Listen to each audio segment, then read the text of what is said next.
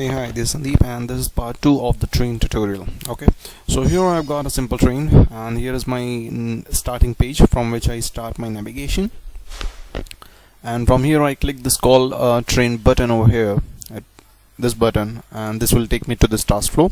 This is the default activity, page 1, 2, 3, simple as that. Okay, so we were navigating through this. Suppose our requirement is that before page 3 some other couple of methods should be called before the page 3 is rendered. Okay, so what we can do about it?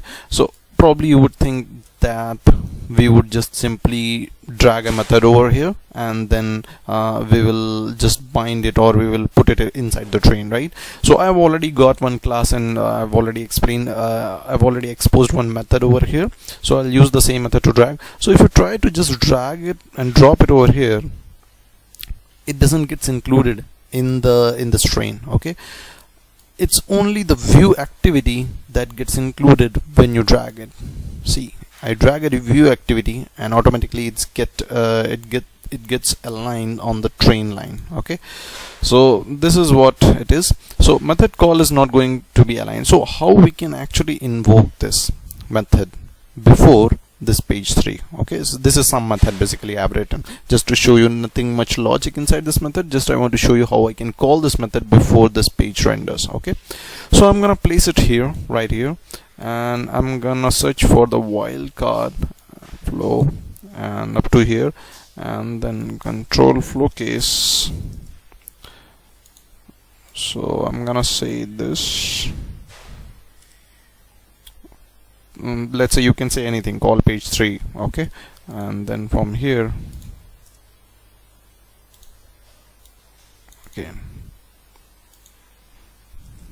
okay, so now that we have designed this flow, so this simply says that this is a wildcard, and from any activity, if you get the outcome as call page 3, just call this method. Okay, so now what we can do, we can go on the page 3 and basically, 1 minute, for the method 1 I have to put the outcome as go. Here is the outcome, and I will put it as go. Okay, and now on the page 3 there would be a field called as outcome. Okay, here, so here I'll say call page 3. Okay, so now what will happen actually, that as you arrive on the page 3, the outcome, this call page 3 outcome would be raised, and as this outcome is raised, the control of the program, or the control of the task flow, would be transferred over here, and from here method 1 would be called, and then page 3 would be rendered. Okay, so let's put a debug point also on this just to see whether it gets called or not, over here and over here, and I think we are done with all kinds of activities, so we'll go ahead and run it in debug mode. Okay, just to see whether it stops particularly on that method or not. So let's say debug.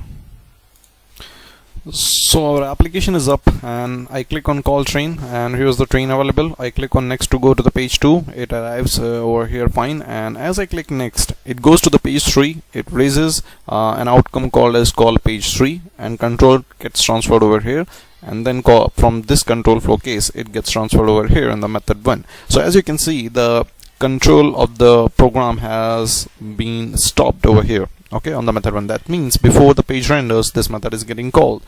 As I click resume, here it comes again over here on the page 3, right?